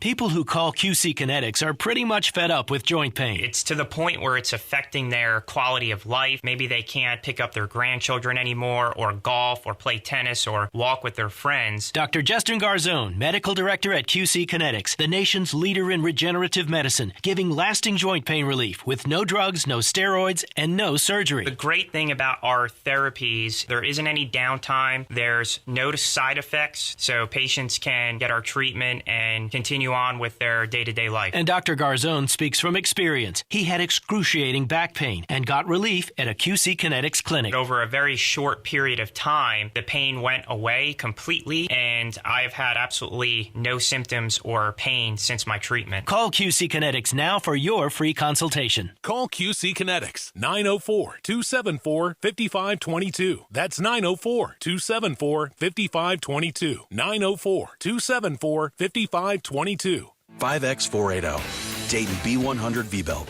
one of the many parts Grainger carries. It's also the item that helped Rob carry the day. The job was on hold, deadline fast approaching. But a quick search on Grainger.com and Rob found his part. And with same-day pickup at his local branch, he and his crew got the job done, safely and on time. Get supplies and solutions for every industry with real-time product availability. Call, click Grainger.com, or just stop by.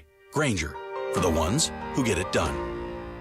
Hi everybody, Mike Dempsey here for Underdog Fantasy, the easiest place to play fantasy football. Draft your team with no in-season management, get the optimal score from your team each week of the season, and have a shot at over $10 million in total prize money in Underdog's Best Ball Mania 3 contest. Head to UnderdogFantasy.com or the App Store now, sign up with the promo code 1010XL, and Underdog is going to match your first deposit up to $100. Again, Underdog Fantasy, sign up with promo code 1010XL and draft your Best Ball Mania 3 team today. Hello, Jacksonville. This is Greg McGarity, President and CEO of Gator Bowl Sports. The TaxSlayer Gator Bowl game and events have been a Jacksonville staple for more than 75 years. We support more than 4,200 local youth annually through Gator Bowl charities. Gator Bowl Sports is a perfect way for local companies and individuals to get involved. We'd love to meet with you and talk about how you can join our team. If you'd like to learn more, contact us at 798-1700, 798-1700. Hey everybody, Mike Dempsey here for Pella Windows and Doors. These intense summer storms are a good reminder to visit the Pella showroom on Phillips Highway. Check out Pella's new Hurricane Shield and Defender series. These amazing windows exceed all coastal requirements, for storm protection. Seriously, they can withstand the impact of a 2x4 shot out of a cannon at 50 feet per second. You want quality style and protection? Visit PellaJacks.com and the showroom on Phillips Highway right next to Tesla. That's Pella Windows and Doors. When you owe the IRS and can't pay, call J. David Tax Law for effective tax representation. Never trust your tax problem to a so-called tax resolution company that doesn't employ attorneys. We are a firm of experienced tax attorneys that has successfully represented over 10,000 clients. Call 904-507-4777. That's 904-507-4777. Or visit jdavidtaxlaw.com to schedule a no-cost consultation. There's still time to purchase your tickets for the Summer Nights presented by 1-2-1 Financial. Enjoy an evening affair benefiting Boys and Girls Club of Northeast Florida as you enjoy delicious foods from local restaurants like Orsay, craft cocktails, fine wine, and craft beer while dancing to live music from the Bold City Classics. Summer Nights will be held Saturday, August 27th at the Glass Factory. Purchase your tickets at tinyurl.com/1010 Summer Nights. Jacksonville Orthopedic Institute is the sports medicine leader in Northeast Florida.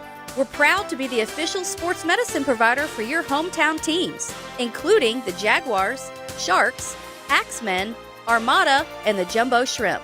We have the most cutting-edge resources for sports medicine care, including active armor casting, Alter-G anti-gravity treadmills, and highly trained physicians and athletic trainers. JOI is truly where the pros go, and so should you. This Date in Sports History is brought to you by Southeast Orthopedic Specialists. On August 11th, 1919, Green Bay Packers Football Club were founded by George Calhoun and Curly Lambeau. They are named after their sponsor, Indian Packing Company. This 1010XL 92.5 FM hour is powered by Anajar and Levine Accident Attorneys. Call 904-600-4000. That's 904-600-4000.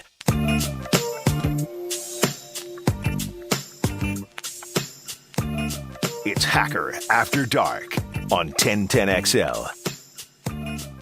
Now, hello. Another great guest on the Farah and Farah phone line. Brought to you by the accident attorneys at Farah and Farah. Back here on 1010XL and 92.5 FM in the city of Jacksonville. We are glad you are with us. The Jaguars preseason game number 2.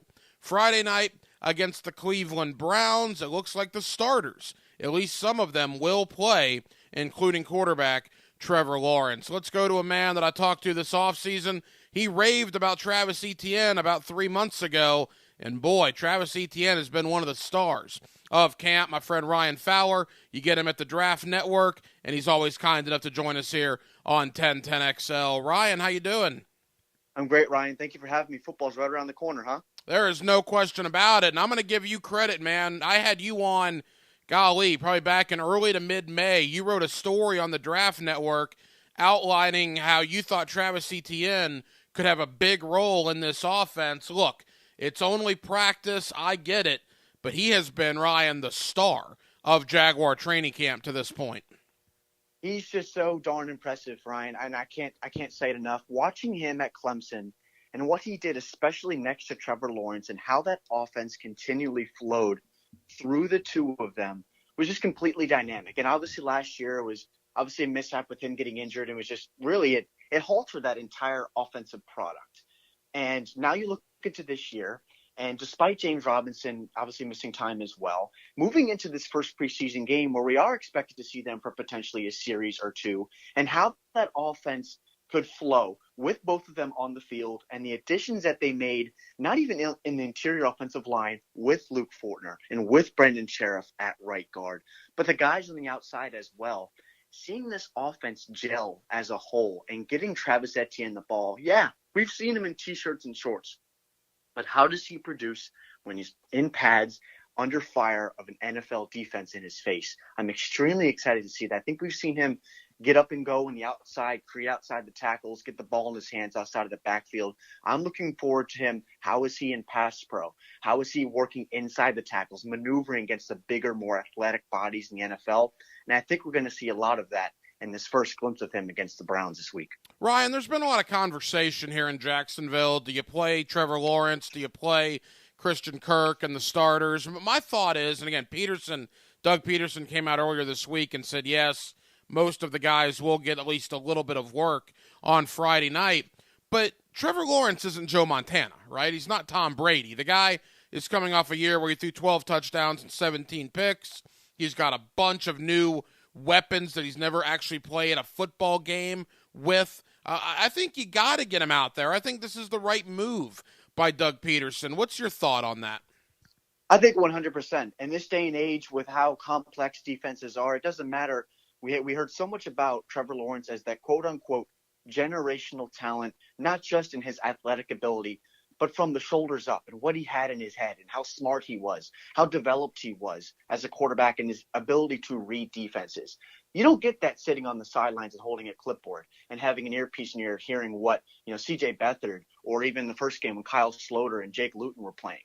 Get those live reps. He had them last year, but moving into year 2 with Doug Peterson now in his year, and it's not Urban Meyer, that's a massive, massive difference for him as a shoulder to lean on. He's got some veterans on the outside that can create.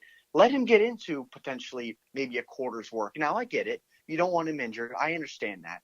But let him develop that rapport that you just mentioned that he's going to have to use working into week 1 against a Washington defense that is expected to be much better than they were last year. Ryan Fowler of the Draft Network here with us on 1010XL and 92.5 FM. Ryan, I want to focus on some of the draft picks the Jaguars made. Again, it's been 2 weeks of camp and 1 preseason game. 2 guys have really stood out. Obviously, let's begin with Travon Walker. I know you saw him last Thursday in Canton. I had you on after the Jaguars drafted Travon Walker. What's your initial thought on the way the number 1 overall pick has looked? Man, he was impressive, huh? Brandon Parker had a long, long day at left tackle. Now, granted, Colton Miller is usually Oakland's left tackle, and he was out, and Brandon got most of the snaps during camp for Las Vegas out at right tackle. However, for Travon, just extremely, extremely impressive athlete.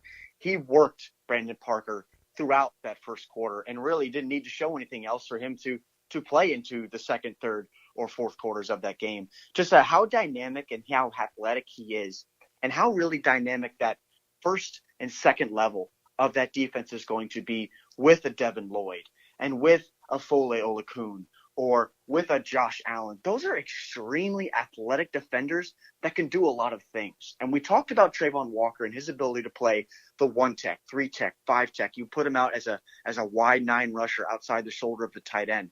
He can create in a variety of ways, chase down guys sideline to sideline. It's a very unique skill set at the defensive line position and kind of how the NFL loves these athletes with these traits that come out of not just SEC schools, but these guys that can do a lot of different things on the edge. And his skill set just meshed immediately. You see him use the long arm to rip past Brandon Parker and just bully him all day long. And I'm extremely, extremely excited for his progression because if that's the first glimpse of Travon Walker against a starting offense, who knows what his performance ceiling could be in the future. It's not the sexiest position, Ryan, but at the center spot, Luke Fortner has come in, the 3rd-round pick out of Kentucky, and it almost isn't even a conversation anymore. He looks like he's going to be the starter on opening day. I know you were high on Fortner when I talked to you back in May. Boy, for a 3rd-round pick to come in and establish himself this quickly and to probably be the opening day center for Trevor Lawrence here in Jacksonville, Ryan, that says something about Fortner, does it not? It says a lot about Fortner, especially when you look at the dynamic relationship between a center and a quarterback and how that relationship tailors with the center being able to have the ability to keep his eyes on the first and potential second level of the defenses to allow Trevor to keep his eyes up pre-snap and see what defenses are rolling to pre-snap, what they could do post-snap. And Luke Fortner's been absolutely dominant coming into what will be a veteran front 5 that should help Trevor stay upright and be able to deliver those aforementioned talents that we talked about just a little bit ago. But I've been extremely impressed with him. He's come in right away and been impactful. He was the leader along that Kentucky front 5 for a Chris Rodriguez who's going to be very good at Kentucky this year. You're going to hear about Will Levis. He was leading the pack for them last year. Fortner's been outstanding. And to come in right away as a rookie where expectations were middling entering that Jaguars front 5, he's been outstanding. And I'm extremely excited to see his performance, not just with the Browns and depending how long he'll play. But moving into the regular season as well is that dynamic relationship with Trevor.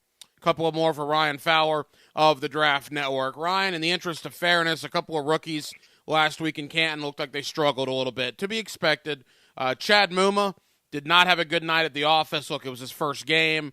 I'm going to give him the benefit of the doubt. And Snoop Connor didn't really show that much either. But that goes to show you, some rookies can come in and shine right away. Some rookies, it's going to take a little bit of time. It does take time. And I think the biggest thing that we have to remember is that the Jaguars have, player development personnel, and they have coaches that are tasked with bringing these players along. We get so spoiled sometimes with these young athletes coming into the league and being successful from day one. And then we look at the quarterback position because we've heard some inklings of, Trevor Lawrence isn't this, Trevor Lawrence isn't that, because we've been spoiled by Justin Herbert, Joe Burrow, the young success, Patrick Mahomes when he first came in the league, and now he is what he is for the Chiefs.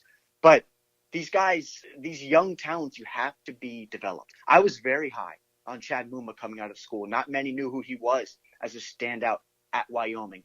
But at the linebacker spot at the NFL level and how much you have to do and what's required of you both in filling in the run and working back in coverage and the athletes that they will have at the second level, working with Olakun and Devin Lloyd and Josh Allen. They have a lot of names, and it's on paper right now.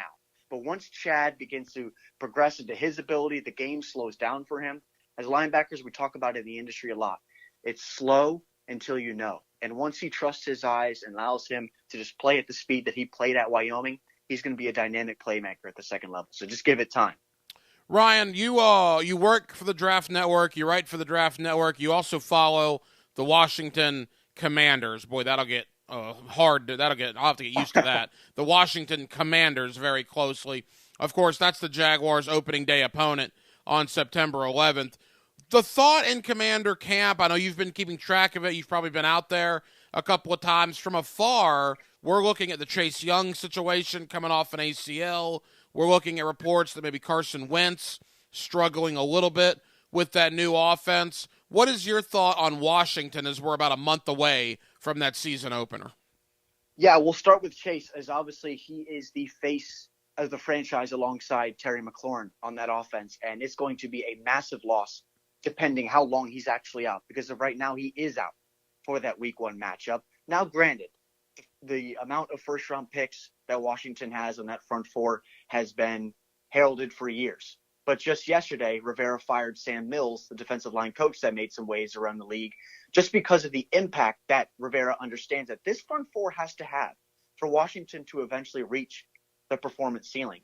And they're at their best when Chase Young is on the field. Now, granted, he wasn't as impactful as he was in his rookie season of 2020. He played 9 games last year and then obviously tore his ACL. But they do have Montez Sweat, has looked extremely impressive in camp.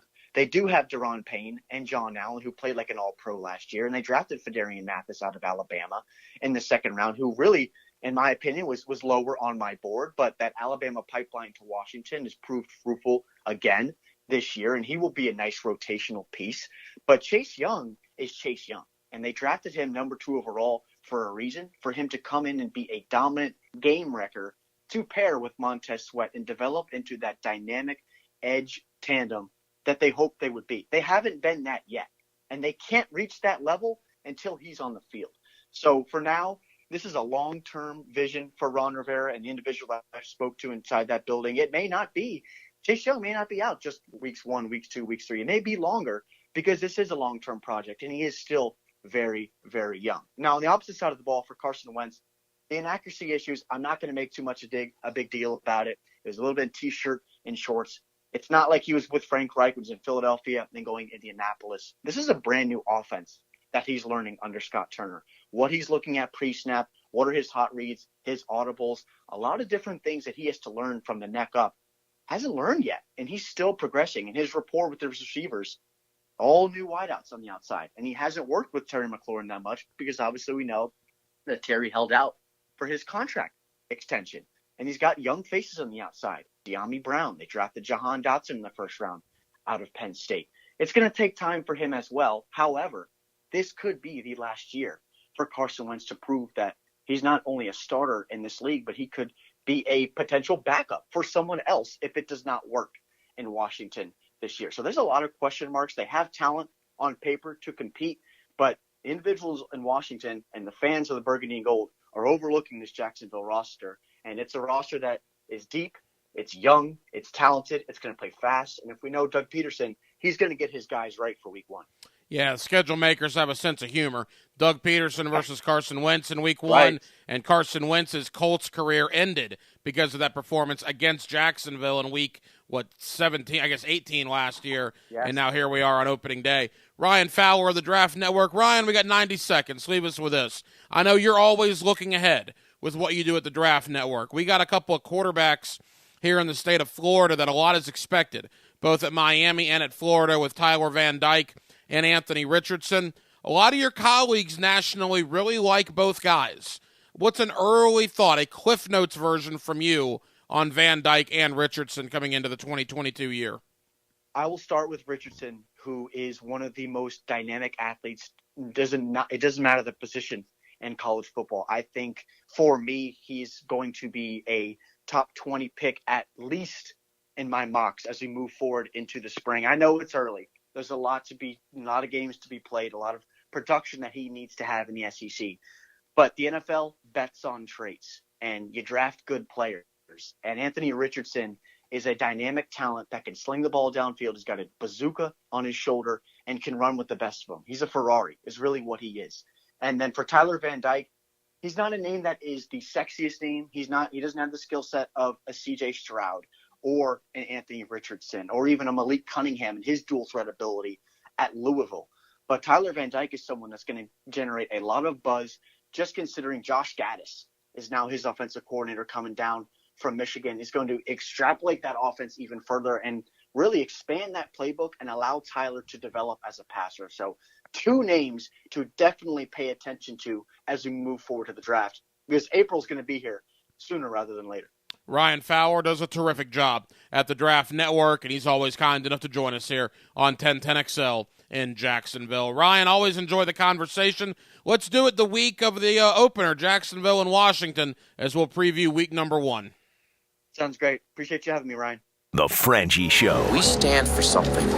To those dead souls inching along the freeways in their metal coffins, we show them that the human spirit is still alive. Afternoons. Why didn't we do this sooner? On 1010XL. When it comes to plumbing problems, you gotta have your ducks in a row. Don't get fooled by the quacks in town claiming to be plumbers. They don't even have a license to operate. Yeah, you know who you are. The professionals at Duck Duck Rooter bring over 100 years of combined plumbing experience to the table and are fully licensed and insured. There isn't a plumbing problem we haven't seen and resolved. When you're stuck, call the Duck. 904-862-6769. Though no longer little, teens still need a lot of love. Yet teens in foster care have a harder time finding it, as 82% of foster families are home to kids 12 or younger. You can positively impact a teen's life as a foster parent. With help from Family Support Services of North Florida, you provide patience, love, and understanding, and Family Support Services will offer specialized training, resources, and a community of support. Take the next step at foster-now.org. That's foster-now.org. Fact, we all want to feel better, especially when our back hurts, you got that pain going down your leg. My friend Dr. Alan Nathans at Nathan's Family Chiropractic has a no-needle regenerative clinic and is part of the 100-Year Lifestyle Network that helps people diagnosed with bulging, herniated, degenerated disc, sciatica, and stenosis. Dr. Nathans uses that decompression table to gently unbulge, unherniate discs that are causing back pain. Don't do another cortisone injection. Dancing at 50, golf at 60, river run at 70. Yes, yes, yes. Check out Dr. Alan Nathans and the 100-Year Lifestyle at drnathans.com. All over the First Coast, you see a Circle K that's close to home or work. And when you're craving a cold Bud Light, make sure you head into Circle K. Check out all the great specials. Whether it's the 16-ounce aluminum bottles or a 24-pack of Bud Light, it's all at Circle K. It all comes down to Daytona and the Coke Zero Sugar 400 race weekend, August 26th and 27th. Answer this question for a chance to win a pair of tickets to the Coke Zero Sugar 400 August 27th. Which manufacturer has the most wins in the Coke Zero Sugar 400? Text the answer to 641-1010. Which manufacturer has the most wins in the Coke Zero Sugar 400? Text the answer to 641-1010. The 9 after 5 keeps rolling at Southampton. Joe C. inviting you to jump on the tee every Wednesday at the Golf Club of Southampton. Just call 287-PLAY and sign up. We'll give you a little time after work to get there. Always a fun 9-hole game. Chef Gary preparing something nice for afterwards. Prizes and more than anything else. Playing golf with buds and having some suds after. It's the 9 after 5 every Wednesday at the Golf Club of Southampton. Call 287-PLAY and get on the tee with Joe C. Leon Searcy here. You've heard it said that every vehicle has a triangle of safety. The tires, brakes, and the front end. So I trust my friends at Famous Automotive and Quick Lube to always keep my ride running safe and smooth. And listen up, and if you're an auto manager or service tech, you want to work with the best family in the business, visit any Famous Automotive shop today. They're hiring now. And hey, tell them Big Sur sent you. Famous Automotive and Famous Quick Lube, servicing every customer and employee like they're famous. Equal opportunity employer. This is Brandon with North Florida Epoxy Floors. Our product gives you a custom high-quality appearance and the longest-lasting finish at a more affordable price. So for your garage, home, or business, research the difference between 100% solids epoxy and the products like polyurea, which can be kinda fishy.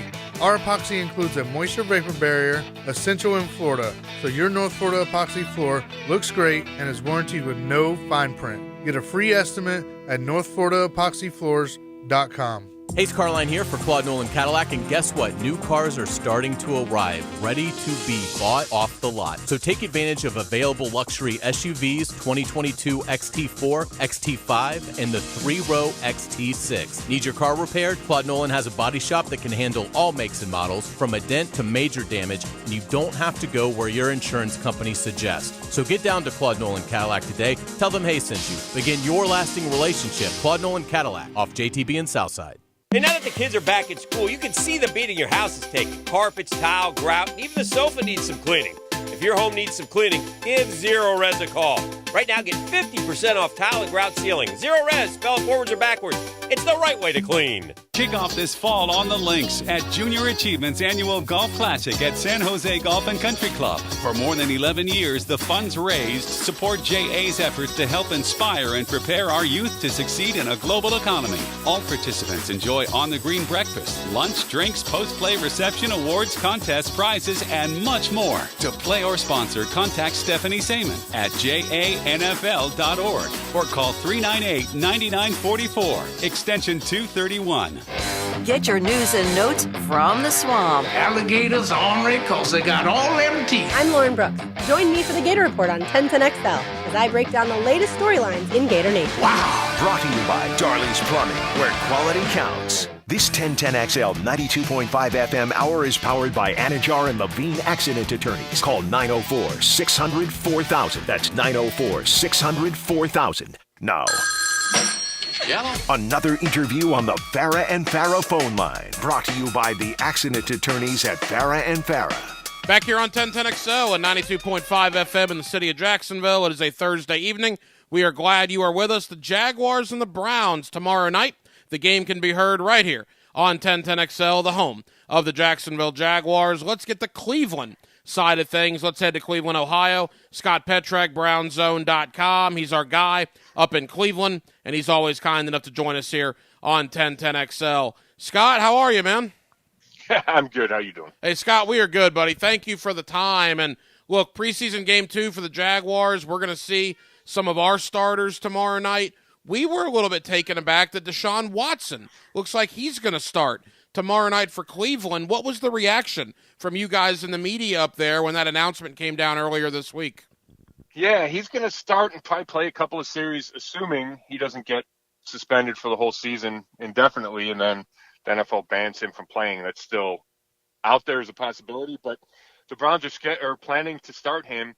And, you know, I wasn't surprised because he's been taking almost all of the first-team reps throughout the off-season program, throughout training camp. the Browns are kind of on this dual track of getting him ready to play and then getting everybody else ready to play, including backup quarterback Jacoby Brissett, because Watson didn't play at all last year, and they feel like he needs reps from that perspective, and it's a new team, new system. How much do you think we will see of Deshaun Watson tomorrow night, and what about the other starters? Will we see a fair amount of Cleveland's first string? Yeah, 2 or 3 series would be my guess for Watson. It's probably the same with the rest of the starters. And, yeah, I think you'll see a majority of starters. I would be kind of surprised if you saw Myles Garrett, Jadeveon Clowney, guys like that. Denzel Ward is hurt, so he won't play. Maybe starting corner Greg Newsome. He tweaked the hamstring the other day. Nothing serious, but I think they'll probably keep him out. But you'll see the majority of the starters, and I would expect you'd see, if not all, the first-team starting line, most of it, just because Deshaun Watson's out there. Scott Petrak, BrownZone.com, here with us as Cleveland heads in town tomorrow night to play the Jacksonville Jaguars. Scott, we thought we had clarity with Deshaun Watson, right? 6-game suspension. I know in talking to you this offseason, that has been a black cloud over that organization. They just wanted an answer. We get an answer, and now we have the appeals process. Are you surprised that here we are going into preseason week 1 for you guys, and there is still not a definite answer on how much time Watson's going to miss? Well, I'm no longer surprised. But a month ago, yeah, I was surprised. I would have said I'd be surprised that we didn't have resolution before training camp, let alone probably heading into week 1 of the preseason. There's no definitive resolution. Yeah, I think that is surprising given that, the league started investigating Deshaun Watson like in March of 2021. So it's been a long time. Sue Robinson, she's not tied to the NFL calendar, so she did a thorough, in her, I'm sure in her view, a thorough evaluation of all the evidence and of the briefs and of the hearings. And it took her a while. And then Peter C. Harvey, who's ruling on the appeal, got it a week ago from Roger Goodell. So, I don't know what's a reasonable turnaround in that situation. He doesn't have, he only has to look at her findings. He can't consider any new evidence or any new testimony. So I would assume it'd be quicker. If it doesn't happen before kickoff tomorrow night, then I would think early next week. What is the reaction regarding Watson from the fan base? I know in talking to you earlier this offseason, it was, pretty lukewarm at times, but have people begun coming around, I guess? Yeah, it's really hard to tell. I'm at training camp every day, and when there was the first open practice to the public and he ran on the field, there were cheers, but they weren't as loud as Myles Garrett a minute later, and they certainly weren't anywhere close to when Baker Mayfield first ran on the field. And I think that's completely due to his situation. And, it's like anything in today's world. The people you hear from are the loudest, right? So you hear from plenty of Deshaun Watson backers that don't like the coverage or want to bring up this point. And then you hear from the other side, too, that why would you even show a video of him practicing, So, you kind of get it from both sides in the media. But I do think it's certainly safe to say that there's a segment of the fan base that is not comfortable with this move. Now, whether that's not comfortable where they're not going to cheer for the team or not comfortable where it's just they're not as excited for the season, or they can't cheer him, but they can cheer their team. I think each person is kind of handling it in his or her own way. But yeah, it's certainly not the same reception as if you had a quarterback with no baggage and you expected to play the entire season, right? That's also affecting some of the fans who want to just say, hey, he's my guy, but he's probably not going to play for the majority, if not all, of this season.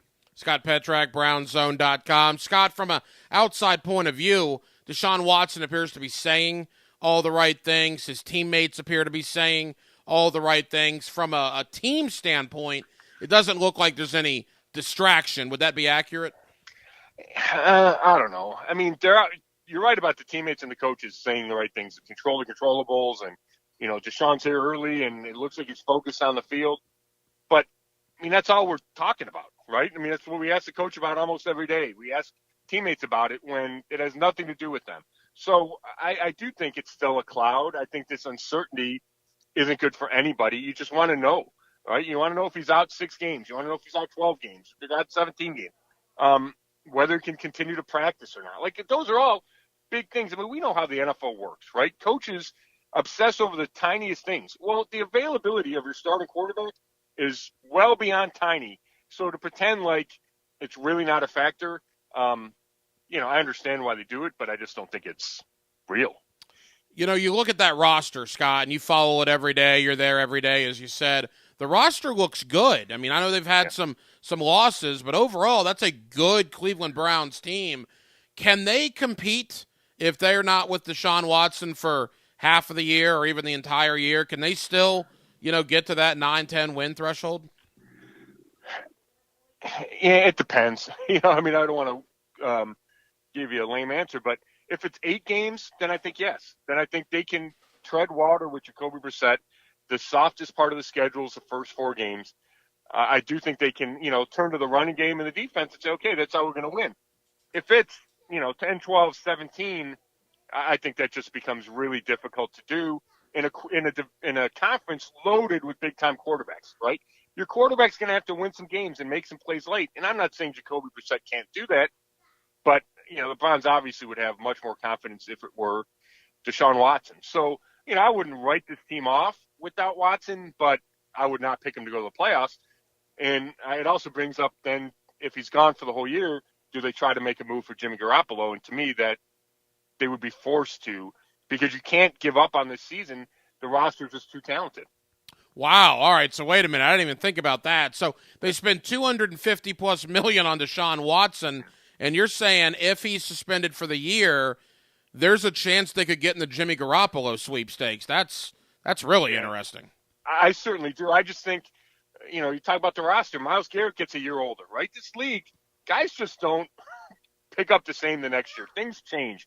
I just don't think you say, the Browns are going to be the same team next year, because they're not. Jadeveon Clowney's in a 1-year deal. Kareem Hunt's in the last year of a deal. Jack Conklin. I could go down the line. So, I think they should do that. If Deshaun Watson's out for the whole season, I certainly think they should go after Jimmy Garoppolo. And the other part of that is, if it's the whole season, his contract would be expected to toll Deshaun Watson. So, therefore, you're not paying him $46 million, and you have more cap flexibility to go get a guy like Jimmy G. A couple of more for Scott Petrak, BrownsZone.com. Cleveland in town tomorrow night to play the Jaguars. You'll hear the game right here on 1010XL. Scott, they had Baker Mayfield, right? I mean, that seemed like a pretty good alternative if Deshaun Watson is going to be out for the year. Baker now in Carolina. By all indications, he's already won that starting job. What an indictment to Sam Darnold that is. But how much of a, relief was it to the organization to get the Baker Mayfield situation away from them? Yeah, it was. I mean, they made the decision, right, that he wasn't going to be the guy going forward, that he wasn't the long-term answer. So once you make that decision, then you need the dominoes to fall. And Deshaun Watson was the big one, and the trade of Baker Mayfield was the second one. Now, there's still fans that are bitter about it. It might not look like a good decision if Deshaun Watson doesn't play this year, right? I mean, there's a lot of uncertainty, a lot of ifs. Does Deshaun Watson return to his Pro Bowl level when he finally plays? If he misses 2 years, how does that look? I mean, I think this story's a long way from being over, but the organization certainly needed to move on from Baker once it decided it would, and that trade finally in July allows everybody to do that. Now, let's be honest here. You got Trevor Lawrence tomorrow night. You got Deshaun Watson. But it's the Taven Bryan revenge game, all right? Taven Bryan is invading TIAA Bank Field tomorrow night. You told me something this offseason I could not believe, and that was, I think, around draft time, that Taven Bryan was in the conversation to start for Cleveland in the middle of that defensive line. Scott, it's August now, right? Is that talk still legitimate? Because if so, a lot of Jaguar fans might drive off the road right now. Well, buckle up, because here's what I'm telling you. He has taken, if not all, the vast majority of first-team reps at D-tackle alongside Jordan Elliott. Wow. Yeah, and now I don't know how to, third down situations. I mean, he's a right? They think he can rush the passer. He might be like a third down pass rush guy too. I think he's going to play. I really do think he's going to play a bunch for this team. Now, they've only been in pads like 3 or 4 times. There are no preseason games, so, the depth chart can change, but he is certainly penciled, if not penned in, as the starter at D-tackle. I'm just curious, as we wrap up with Scott Petrak, BrownsZone.com, from the opposing point of view, you guys coming in tomorrow night to play Jacksonville. Yeah. Scott, when you look at the Jaguars, what do you see coming into 2022? Yeah, it's all about Trevor Lawrence, isn't it? Can he take that jump in year 2? Does the stabilization of the coaching staff really make a difference? And how could it not? You could speak better than I could on that, but, I always kind of liked Doug Peterson. It feels like things have calmed down there. So that's what I'm interested to see, and I'm glad Lawrence is going to play tomorrow night so I can get a look at him. As we wrap up, what does a successful night look like tomorrow night for the Cleveland Browns? Scott, what do you want to see when you see the Browns tomorrow? Yeah, I don't want to sound too much like a coach here, but nobody gets hurt, right? And it's got to be at the top of the list always. And then after that, I think it's about the quarterbacks. How does Deshaun Watson look in his first game action since January 3rd, 2021? How does Jacoby Brissett look? Because, like we talked about, at some point he's going to be the guy. And I think it would go a long way, especially with the fan base, but even with his teammates, if he gets out on the field in a game, I know it's only preseason, but looks like the guy, right? Looks like he can be the guy to lead your team. I think there's a certain level of importance to that. Scott Petrak, BrownsZone.com. Scott, I want to tell you, the entire radio station down here, we were in Canton last week for Baselli, in the Canton area, the Akron area, the Cleveland area. Absolutely fantastic. I had not been to the state of Ohio in quite some time, and that Canton, Akron, Cleveland area, that needs to be a bucket list item for football fans. They do it right up there, Hall of Fame weekend. And I guess next year it'll be a Cleveland invasion, right, with Joe Thomas coming on the ballot. Yeah, I was just going to say that. I've been down to Canton plenty of times, but I've never been down there for the Hall of Fame weekend. And I assume I'll be down there next year with Joe Thomas, so I'm looking forward to that. That's awesome. Scott, we'll see you tomorrow night, BrownsZone.com. Scott Petrak. It's Cleveland and the Jaguars. The game can be heard, of course, right here on 1010XL. Thanks, Scott. We'll talk soon. Thanks a lot. And there you go. Thank you to Scott Petrak, BrownsZone.com, for joining us here on 1010XL. It's always interesting to get the opposing view, right? We spend so much time talking about the Jaguars and the way the Jaguars are approaching this game. I always love to give the opposing view, so every week here on Hacker After Dark, we will certainly bring you somebody from the opposing market. And Scott's my guy up in Cleveland. Had him on now for a few years. Does a terrific job at BrownsZone.com. And Deshaun Watson looks like he is going to start tomorrow night.